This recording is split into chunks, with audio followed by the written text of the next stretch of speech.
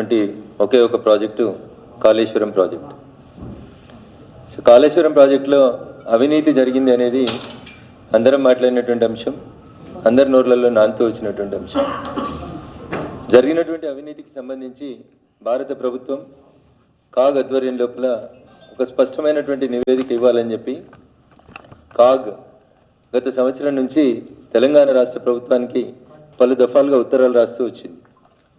మార్చి 2023లో చివరిసారిగా కాగ్ నుంచి తెలంగాణ రాష్ట్ర ఇరిగేషన్ శాఖ ప్రత్యేక అధికారి గౌరవనీయులు doctor Rajat Kumar, special chief secretary to government irrigation and command area development department తెలంగాణకి మార్చి 2023 లోపల కాళేశ్వరం ప్రాజెక్టు మీద జరిగినటువంటి పూర్తి వివరాలతో కూడినటువంటి ఒక నివేదిక నియమని చెప్పి కంట్రోలర్ అండ్ ఆడిటర్ జనరల్ భారత ప్రభుత్వం నుంచి మార్చి 2023లో ఒక లేఖ వచ్చింది. In the capacity of special chief secretary irrigation Rajat Kumar గారికి ఒక లేఖ వచ్చింది. మార్చి 2023 నుంచి ఉద్దేశపూర్వకంగా ఈ లేఖకు సమాధానం ఇవ్వకుండా కంట్రోలర్ అండ్ ఆడిటర్ జనరల్కి పూర్తి సమాచారం ఇచ్చినట్లయితే తమ బండారం మొత్తం బట్టబయలైతేనేటువంటి ఒక దుర్మార్గమైనటువంటి ఆలోచనతోటి రాష్ట్ర ప్రభుత్వ పెద్దలు ఈ నివేదికను తొక్కిపెట్టింది. ఈ రాష్ట్రంలో ఇటీవలనే మీకు అందరికీ తెలుసు, ప్రభుత్వం మారింది, అధికారం మారింది. టీపీసీసీ ప్రెసిడెంట్గా ఉన్నప్పుడు రేవంత్ రెడ్డి గారు అమిత్ షా గారికి, భారత ప్రభుత్వానికి పలు దఫాలుగా విజ్ఞప్తులు చేసింది. ఏమని? కాళేశ్వరం మీద విచారణ సిబిఐ చేత చేపిస్తే బాగుంటుంది, ఎందుకంటే దీని లోపల అనేక సంస్థలు ఇన్వాల్వ్ అయి ఉన్నాయి. పవర్ ఫైనాన్స్ కార్పొరేషన్ లిమిటెడ్ సంస్థ, నాబార్డు, బ్యాంకుల consortium which is headed by Vijaya bank, ఇట్లా రకరకాలైనటువంటి బ్యాంకులు, సంస్థలు, సర్వే ఏజెన్సీలు అయినటువంటి వాప్కోస్, మోటార్లు సప్లై చేసినటువంటి బిహెచ్ఎల్ లాంటి ప్రభుత్వ రంగ సంస్థలు చాలా ఇన్వాల్వ్ అయి ఉన్నాయి. ఇది ఒక పెద్ద స్థాయి లోపల జరిగినటువంటి కుంభకోణం. కాబట్టి దీని మీద సిబిఐ విచారణ జరిపించాలని చెప్పి నాటి టీపీసీసీ ప్రెసిడెంట్, ప్రస్తుత గౌరవ ముఖ్యమంత్రి యనమల రేవంత్ రెడ్డి గారు భారత ప్రభుత్వానికి లేఖ రాసినాం. అమిత్ షా గారు చర్య తీసుకుంటలేరు, మోడీ గారు చర్య తీసుకుంటలేరు, కాబట్టి బీజేపీ బీఆర్ఎస్ ఒకటి అని చెప్పి ఎన్నికలప్పుడు బాగా ప్రచారం చేసి ఒక పర్సెప్షన్ డెవలప్ చేసి అధికారంలోకి వచ్చిండ్రు మిత్రులు రేవంత్ రెడ్డి గారు. అధికారంలోకి వచ్చిన తర్వాత కథ ఉల్టా తిప్పి ఉల్టా చోరు కొత్వాల్డా అంటే అన్న రీతి లోపల ఈ ఇన్వెస్టిగేషన్ని, ఈ కాళేశ్వరం కథని కాంగ్రెస్ పార్టీ కంచికి చేర్చాలనుకుంటుంది. అందుకనే ఈరోజు భారతీయ జనతా పార్టీ కార్యదర్శిగా, దుబ్బాక మాజీ శాసనసభ్యునిగా కొన్ని ప్రశ్నలు కాంగ్రెస్ పార్టీ మిత్రులకి రాష్ట్ర ప్రభుత్వం ముందు ఉంచాలనుకుంటున్నాం. మేడిగడ్డలో పిల్లర్ గుంగింది, పేపర్లన్నీ రాసినాయి, తెల్లారే సెంట్రల్ ఏజెన్సీస్ వచ్చి ఇన్వెస్టిగేషన్ చేసినాయి. 3 రోజుల తర్వాత రేవంత్ రెడ్డి గారితో పాటు కాంగ్రెస్ పార్టీ భవిష్యత్ నాయకుడు అని చెప్పుకుంటున్నటువంటి రాహుల్ గాంధీ గారు మేడిగడ్డను సందర్శించారు. మేడిగడ్డను సందర్శించిన రోజు రాహుల్ గాంధీ గారు రేవంత్ రెడ్డి గారిని పక్కన పెట్టుకొని ఆ మేడిగడ్డ అనేటువంటి రిజర్వాయర్ మీద నిలబడి వారు మాట్లాడిన మాట, కేసీఆర్ అంటే కాళేశ్వరం కరప్షన్ రావు అని చెప్పి మాట్లాడినారు. ఇది నేను చెప్తున్న కవిత్వం కాదు, రేవంత్ రెడ్డి గారు చెప్పిన కవిత్వం కాదు. వారి నాయకుడు గౌరవనీయులు రాహుల్ గాంధీ గారు మేడిగడ్డ అనేటువంటి కట్ట మీద నిలబడి మాట్లాడినటువంటి మాట, కేసీఆర్ అంటే కాళేశ్వరం కరప్షన్ రావు అని చెప్పారు. ఇదే రాహుల్ గాంధీ గారు అదే మేడిగడ్డ దగ్గర మీడియా మిత్రులతో మాట్లాడి ఏం చెప్తుందంటే, ఇదే పేపర్లో రిపోర్ట్ అయినటువంటి వార్తనే చదువుతున్నాయి, ఇది నా సొంత కవిత్వం కాదు. ఆ రోజు వారు ఏం చెప్పిందంటే, కాళేశ్వరం ప్రాజెక్టు పేరుతో కేసీఆర్ 1,00,000 కోట్లు దోచుకున్నారని, తాము అధికారంలోకి వస్తే ఆ సొమ్మును వసూలు చేసి ప్రజల బ్యాంకు ఖాతాల్లో జమ చేస్తామని చెప్పి రాహుల్ గాంధీ స్పష్టం చేశారు. అన్న ఇది నా సొంత కవిత్వం కాదు, మళ్ళీ చెప్తామని. చాలాసార్లు టీవీలలోకి వచ్చి కాంగ్రెస్ పెద్దలు అడుగుతారు, జనధన ఖాతాల లోపలికి 15 లక్షలు వచ్చినాయని అడుగుతుంటారు. నాకు తెలియదు మరి, మేము అన్నట్టు ఇక్కడ లేదు. అది మోడీ గారు అన్నట్టు ఒక వీడియో, ఒక ఆడియో చూపెట్టమని నేనైతే ఒక 50 సార్లు అడిగిన, అన్ని టీవీ ఛానల్ చర్చలలో అడిగిన, ఏడు రాలేదు. కానీ ఇది మొన్న అన్న 4 రోజుల కిందట మేడిగడ్డ గుంగినప్పుడు ఫోటోలు కూడా రాహుల్ గాంధీ గారు, రేవంత్ రెడ్డి ఇద్దరే కనబడతారు, వేరే వాళ్ళు కనబడరు మీకు ఆ కట్ట మీద. ఇది రాహుల్ గాంధీ గారు, ఇది రేవంత్ రెడ్డి గారు. రేవంత్ రెడ్డి గారు స్వయాన చూపిస్తున్నారు, రాహుల్ గాంధీ గారు స్టేట్మెంట్ చెప్పినారు. ఏమని? కేసీఆర్ 1,00,000 కోట్లు దోచుకున్నాడు, మేము అధికారంలోకి రాగానే ఆ కేసీఆర్ దగ్గర నుంచి ఆ సొమ్మును కక్కిస్తాం, కక్కించినటువంటి ఆ సొమ్ముని పేద ప్రజల బ్యాంకు ఖాతాలలో వేస్తామన్నారు. ఇది ఆన్ రికార్డులో పత్రికలలో రిపోర్ట్ అయినటువంటి అంశం. ఇంకొక దినపత్రిక రిపోర్ట్ చేసింది, కాళేశ్వరం కరప్షన్ రావు బాయ్ బాయ్ అని చెప్పారు. 4 ఏళ్లకే ఎట్లా కుంగింది. సర్కారుపై రాహుల్ ఫైర్, మేడిగడ్డ పరిశీలన, కాళేశ్వరం పేరు చెప్పి కేసీఆర్ దోచుకున్నారు, నాసిరకం పనుల వల్లనే పిల్లర్లు కుంగాయి. ఇది రాహుల్ గాంధీ గారు మాట్లాడినటువంటి మాట ఇంకొక పత్రిక లోపల రిపోర్ట్ అయినటువంటి అంశం. నేను ఇవన్నీ మీకు ఎందుకు గుర్తు చేస్తున్నా అంటే, అవును చెప్పిండ్రు చేస్తారు కదా అని వీళ్ళు మాట్లాడడానికి అవకాశం ఉంటుంది. ఇప్పుడు అధికారంలోకి వచ్చింది కాంగ్రెస్ పార్టీ. ఇలా ప్రజలు ఏం కోరుకుంటున్నారు?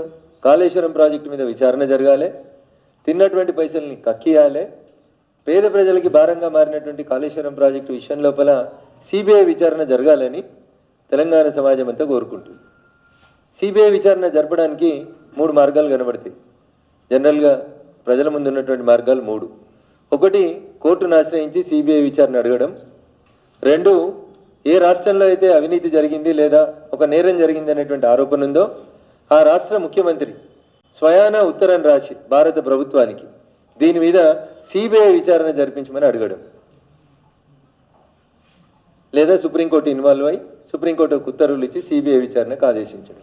ఇవి ఈ దేశంలో ఉన్నటువంటి సిబిఐ విచారణకు ఆదేశించినటువంటి సందర్భాలు. నేను ఇలా కాంగ్రెస్ పార్టీ టీపీసీసీ ప్రెసిడెంట్గా కాళేశ్వరం అంటే వాళ్ళకి ఏటీఎం అని చెప్పి రాహుల్ గాంధీ దగ్గర నుంచి రేవంత్ రెడ్డి గారి దాకా మాట్లాడిండ్రు కదా. నేను ఇలా ఒకటే సూటి మాట్లాడుతున్నా రేవంత్ రెడ్డి గారిని. చాలా విషయాల లోపల మీరు సమాచార హక్కు చట్టం కింద సమాచారం తెచ్చుకుంటారు, మీ దగ్గర చాలా ఫైళ్ళు ఉంటాయి, చాలా ఇన్ఫర్మేషన్ ఉంటుంది అని చెప్తారు కదా. మీరు గెలిచి అధికారంలోకి వచ్చి ముఖ్యమంత్రిగా ప్రమాణ స్వీకారం చేసిన మొదటి రోజే నాలాంటి వాళ్ళు మేము ఎక్స్పెక్ట్ చేసినామంటే రేవంత్ రెడ్డి గారు ఒక ఉత్తరం రాస్తారు భారత ప్రభుత్వానికి, భారత ప్రధానమంత్రి గారికి, in the capacity of chief minister of Telangana 1,00,000 కోట్ల అవినీతి జరిగిందని ఆరోపణలు చేసినటువంటి కాళేశ్వరం ప్రాజెక్టు మీద సిబిఐ విచారణ జరుపుమని ఒక సింగిల్ పేజ్ ఉత్తరం రాయడం లోపల 4 లైన్ల ఉత్తరం రాయడం లోపల రేవంత్ రెడ్డి గారికి ఉన్నటువంటి ఇబ్బంది ఏంది, కలుగుతున్నటువంటి అవస్థ ఏంది అనేది ఇలా తెలంగాణ సమాజం అడుగుతుంది. నీకెందుకు డౌట్ వచ్చింది రఘునందన్ అని మీరు అంటుండొచ్చు. ఎందుకు డౌట్ వచ్చిందంటే గత వారం రోజులుగా పేపర్లలో టీవీలలో చర్చనంతా ఒక మేడిగడ్డ వరకే కన్ఫైన్ చేసేటువంటి కుట్ర జరుగుతుంది. మేడిగడ్డ కుంగింది మేడిగడ్డ కాబట్టి ఎఫ్ఐఆర్ ఏం చేస్తారు, టీపీసీసీ ఉపాధ్యక్షుల వారు పోయి మేడిగడ్డ మీదనే ఎఫ్ఐఆర్ రిజిస్టర్ చేపిస్తారు. దాని మీదనే ఆ ఎఫ్ఐఆర్ని సిబిఐకి ఇవ్వని హైకోర్టులో వాళ్ళే పిటిషన్ వేస్తారు. అంటే what is the interest and what is the intensity of the case. Kaleshwaram అంటే ఒక మేడిగడ్డ కాదు, మేడిగడ్డ కట్టింది కాళేశ్వరాన్ని దోసుకున్న ఆయన కాదు, మేడిగడ్డ కట్టింది ఎల్ఐన్టీ అనేటువంటి కంపెనీ. మీరు ఏం చేస్తా ఉన్నారు, మొత్తం 1,00,000 కోట్ల ప్రాజెక్ట్ అయిన కాళేశ్వరాన్ని చిన్నదిగా చేసి చూపెట్టి కేవలం మేడిగడ్డ వరకే మీ టీపీసీసీ ఉపాధ్యక్షుల వారు ఇచ్చినటువంటి కంప్లైంట్ మీద మేడిగడ్డ వరకే మీరు దాన్ని కేసుని కన్ఫైన్ చేస్తూ సిబిఐ విచారణ అంతవరకే అడగాలనుకుంటున్నారా? ఏమంటారు ఇక్కడ, మీరే చేయాలని మంత్రి అంటారు, మేం చేయమని ఎల్ఎన్టీ కంపెనీ అంటారు. ఇది కూడా రఘునందన్ రావు కవిత్వం కాదు. నిన్న మంత్రి సమీక్షించారు, మొన్న రాత్రి ముఖ్యమంత్రి గారు సమీక్షించారు. ఏమంటారు, ఎల్ఎన్టీ ఇది కుంగింది అన్న తెల్లారి ఎల్ఎన్టీ నుంచి ఒక ప్రతినిధి ఒక ఉత్తరం ఇచ్చిండని చెప్పి పేపర్లలో వార్త వచ్చింది. ఏమని, ఎల్ఎన్టీ అనే సంస్థనే ఈ కుంగిపోయినటువంటి మేడిగడ్డని పూర్తిగా తమ సొంత ఖర్చులతో రిపేర్ చేస్తుంది అని అప్పుడు ఉన్నటువంటి బీఆర్ఎస్ ప్రభుత్వం ఒక కింది స్థాయి అధికారితో ఒక ఉత్తరం ప్రజలకు ఇచ్చి రాష్ట్ర ప్రభుత్వం మీద భారం పడతలేదని నమ్మించేందుకు ప్రయత్నం చేసింది. నిన్న ఎల్ఎన్టీ ప్రతినిధులు వైస్ ప్రెసిడెంట్ హోదాలో ఉన్నటువంటి వ్యక్తి గౌరవ ఇరిగేషన్ శాఖ మంత్రి ఉత్తమ్ కుమార్ రెడ్డి గారితో కలిసి జరిపిన మీటింగ్లో ఆయన ఏమంటాడంటే, మేము ప్రాజెక్టు కట్టడం ఎప్పుడో పూర్తి అయిపోయింది, మేడిగడ్డ కట్టిన తర్వాత మేము 2022 సంవత్సరం వరకే మెయింటెనెన్స్ మా బాధ్యత, 2022 సంవత్సరం తర్వాత మాది బాధ్యత కాదు, ఇక మీరు రాసుకున్నటువంటి అగ్రిమెంట్లో అదే రాసి సంతకం పెట్టినాం మేము, కాబట్టి ఇది మేము కట్టము అని సింపుల్గా ఎల్ఎన్టీ వాళ్ళు చెప్పి తప్పించుకున్నారు మంత్రి గారి ముందు. మంత్రి గారు ఎల్ఎన్టీ మీద ఆగ్రహం వ్యక్తం చేశారు. అన్న మీరు ఈ మొత్తం చర్చను గమనిస్తే, గత వారం రోజులలో మీడియాలో రిపోర్ట్ అవుతున్నటువంటి అంశాలను గమనిస్తే కాళేశ్వరం పక్కకు పోయింది. ఎంతసేపు మేడిగడ్డకే దీన్ని కన్ఫైన్ చేసి మేడిగడ్డను కట్టినటువంటి ఎల్ఎన్టీ అనేటువంటి కాంట్రాక్టింగ్ సంస్థ వరకే ఈ కేసుని పరిమితం చేయాలనేటువంటి కుట్ర జరుగుతుంది అనేది నేను మీ ద్వారా గౌరవ ముఖ్యమంత్రి రేవంత్ రెడ్డి గారి దృష్టికి తీసుకుపోవాలని అనుకుంటున్నాను. రేవంత్ రెడ్డి గారి దృష్టికి ఇది పోయిందో లేదో నాకు తెలియదు, కానీ దీన్ని రేవంత్ రెడ్డి గారు అనేటువంటి రాష్ట్ర ముఖ్యమంత్రి గారి దృష్టికి తీసుకెళ్లేందుకు నేను నా దగ్గర ఉన్నటువంటి ఫైళ్ళన్నింటినీ నిన్న ఇరిగేషన్ శాఖ మంత్రి గారికి ముఖ్యమంత్రి గారి కార్యాలయానికి ఒక కామన్ ఫ్రెండ్ ద్వారా పంపించడానికి ప్రయత్నం చేసినాను. ఇది కూడా మళ్ళీ చెప్తాను, ఇది రఘునందన్ రావు సొంత కవిత్వం కాదు, 150 పేజీల రిపోర్టు. ఎవరు తయారు చేశారు? ఇది draft audit report on Kaleshwaram project which is prepared by the government of India. Draft audit report దీన్ని ఫైనల్ చేసి పబ్లిక్ చేయడానికే నేను ఇందాక మిమ్మల్ని అడిగినటువంటి ఒక ఉత్తరం కావాలని చెప్పి భారత ప్రభుత్వ కాగ్ నివేదిక నుంచి ఒక అధికారి రజత్ కుమార్ అనేటువంటి ఐఏఎస్ అధికారికి ఇది ఫైనల్ చేసి సంతకం పెట్టడం కోసం ఒక ఉత్తరం రాస్తే మార్చి 2023 నుంచి తెలంగాణ ప్రభుత్వం చాలా బిజీగా ఉంది, కాళేశ్వరం గురించి మాట్లాడతలేదు. నాకు కాంగ్రెస్ పార్టీ మీద ఎందుకు అనుమానం వస్తుంది అని అంటే, కాళేశ్వరం మీద సిబిఐ విచారణ జరపాలని రఘునందన్ రావుగా ఒక భారతీయ జనతా పార్టీ నాయకుడిగా నేను ఎందుకు డిమాండ్ చేస్తా ఉన్నా అంటే, కాళేశ్వరం సమీక్ష మొత్తం జరిగితే అసలు దోషి బయటకు వస్తాడు. నేను మీకు చెప్తా, ఒక ఇండివిజువల్, ఒక వ్యక్తి స్వతంత్ర భారతదేశంలో ఇంత పెద్ద కుంభకోణం చేసిన ప్రాజెక్ట్ ఇంకేది లేదు ఈ దేశంలో. This is the first ever biggest corrupt practice. ఒక వ్యక్తి భారతదేశానికి స్వతంత్రం వచ్చిన తర్వాత ఇండిపెండెంట్ ఇండియాలో ఒక ఇండివిజువల్ చేసినటువంటి అతిపెద్ద కరప్షన్ ఏంటంటే కాళేశ్వరం ప్రాజెక్ట్. నేను ఏదో వేగ చెప్పిపోవడానికి రాలేదు, గణాంకాలు చెప్పడానికి వచ్చిన మీ దగ్గరికి. మే 2007లో స్వర్గీయ రాజశేఖర రెడ్డి గారు మొదలుపెట్టారు దీన్ని. ఆ రోజు దీని ఎస్టిమేటెడ్ కాస్ట్ వచ్చి 17,875 కోట్లు. మే 2007 గౌరవనీయులు స్వర్గీయ నాటి రాష్ట్ర ముఖ్యమంత్రిగా ఉన్నటువంటి రాజశేఖర రెడ్డి గారు ఈ ప్రాజెక్టుని doctor BR Ambedkar Pranahita Chevella Sujala Sravanthi lift irrigation project పేరిట ప్రారంభం చేయాలని ఎస్టిమేషన్ చేసిన రోజు 160 టీఎంసీలు 12.21 లక్షల ఎకరాల కోసం అని చెప్పి ప్రాజెక్టుకి ప్రారంభోత్సవం జరగాలని అంచనా వేసిన రోజు దీని కాస్ట్ వచ్చి 17,875 కోట్లు. రాజశేఖర రెడ్డి గారు బతికుండగానే ఈ ప్రాజెక్టును ఒకసారి రివైజ్ చేసిండ్రు డిసెంబర్ 2008లో. స్వర్గీయ రాజశేఖర రెడ్డి గారు రివైజ్ చేసిన రోజు అప్పుడున్నటువంటి 160 టీఎంసీలకి ఇంకొక 20 టీఎంసీలు అదనంగా కలిపి దాదాపు 2 లక్షల ఎకరాలు ఇంకా అదనంగా పెంచి అప్పుడు అనుకున్నటువంటి 12.21 లక్షల్ని 14.21 లక్షలకి పెంచి ప్రాజెక్టు కాస్ట్ని 38,500 కోట్లకు పెంచాలని గౌరవ స్వర్గీయ నాటి ముఖ్యమంత్రి రాజశేఖర రెడ్డి గారు ఉన్నప్పుడు రివైజ్ అయింది. 2008 వరకు జరిగినటువంటి ఈ టెండర్లు, ఈ ప్రాసెస్లో సుమారు 11,000 కోట్ల రూపాయల పనులని పూర్తి చేసినామని కాంట్రాక్టర్లు డబ్బులు కూడా క్లెయిమ్ చేసుకున్నారు, తీసుకున్నారు. 2016లో చంద్రశేఖరరావు గారు నాటి టీఆర్ఎస్ అధినేత, నాటి ముఖ్యమంత్రి గారికి ఒక కల వచ్చింది. ఈ ప్రాజెక్టు డిజైన్ మార్చాలని, కొత్తగా కట్టాలని, దాని లోపల ఇంకా ఎక్కువగా ప్రజలకు ఉపయోగం జరగాలని చెప్పి ఒక కొత్త కార్యక్రమాన్ని వారు మొదలుపెట్టిండ్రు. వారు మొదలుపెట్టిన రోజు వారు వేసినటువంటి అంచనా డిపిఆర్ ప్రకారం 63,000 కోట్లకి అంచనాతోటి 2016లో చంద్రశేఖరరావు గారు కాళేశ్వరం అనేటువంటి ప్రాజెక్టుకి ప్రపోజల్స్ రెడీ చేసి ముందు చేసినారు. 63,000 కోట్లు కాస్త డిపిఆర్కి వచ్చేసరికి 80,000 కోట్లు అయింది. ఈ రోజు దాకా ఖర్చు పెట్టింది 105,000 కోట్లు ఖర్చు పెట్టిండ్రు. జూన్ 2024కి ఈ ప్రాజెక్టు పూర్తి చేస్తాం, దీని కాస్ట్ వచ్చి 1,48,000 కోట్లు అని చెప్తున్నారు. కాదు దీనికి ఇంకొక 1000 కోట్లు అదనంగా ఖర్చు అవుతుందని మొత్తం 1,49,317 కోట్లు కావాలని చెప్పి దీన్ని జూన్ 2024కు పూర్తి చేస్తామని పేపర్ల మీద మంచి మంచి అందమైనటువంటి నివేదికలను తయారు చేసి పుస్తకాలు తయారు చేస్తున్నారు. ఎంతకు మొదలైందన్న 17,875 కోట్లకు మొదలై ఆ రోజు 12 లక్షల ఎకరాలకి మొదలైనటువంటి కాళేశ్వరం, ఇయాలటి కాళేశ్వరం, నాటి ప్రాణహిత చేవెళ్ళ 17,875 కోట్ల నుంచి 1,49,317 కోట్లకి ఎన్హాన్స్ అయింది. అంటే తెలంగాణ సమాజం ఒకసారి ఆలోచించుకోవాలి.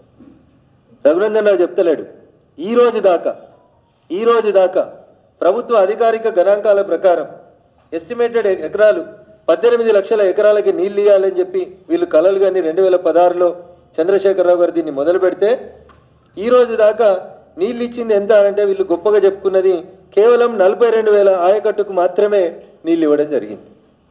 ఎంత ఖర్చు పెట్టిరన్న ఏళ్ళ దాకా 105,000 కోట్ల రూపాయల నిధులని ఖర్చు చేసి 105,000 కోట్ల రూపాయలని ఖర్చు చేసి ఇవాళ దాకా వీళ్ళు ఇచ్చినటువంటి ఎకరాలు ఎంత అంటే 42,000 ఎకరాల ఆయకట్టుకు మాత్రం అదనంగా నీళ్ళు ఇవ్వగలిగింది 10 సంవత్సరాల బీఆర్ఎస్ ప్రభుత్వ పాలన. ఇదంతా మెష్ అవుతుంది కాబట్టి ఏసీబీ ఇన్వెస్టిగేట్ చేస్తేనో మేడిగడ్డ పోలీస్ స్టేషన్లో ఎఫ్ఐఆర్ చేస్తేనో దీనివల్ల ఫలితం జరగదు. కాబట్టి దీని వెనకాల ఉన్నటువంటి కంపెనీ తెలంగాణ సమాజం అంతా తెలుసు, దేశం అంతా తెలుసు. మెగా ఇన్ఫ్రాస్ట్రక్చర్ అనేటువంటి మెగా అనేటువంటి ఒక కంపెనీ దీని వెనకాల ఉంది. ఈ ఒక్క కంపెనీయే సుమారు 48,000 కోట్ల రూపాయలు అవుట్ ఆఫ్ 1,05,000 crores ఆఫ్ రూపీస్లో 48,000 కోట్ల రూపాయల లబ్ధి జరిగిందంటే అదొక మెగా కంపెనీకి మాత్రమే జరిగిందనేది ఇప్పటిదాకా అనేక రకాలైనటువంటి నివేదికలు రాష్ట్ర ప్రభుత్వం ముందున్నటువంటి నివేదికలు తెలియజేస్తున్నాయి. ఇవన్నీ కప్పిపుచ్చుతున్నారు. కాబట్టి నేను గౌరవ ముఖ్యమంత్రి రేవంత్ రెడ్డి గారికి ఒకటే మాట్లాడుతున్నాను.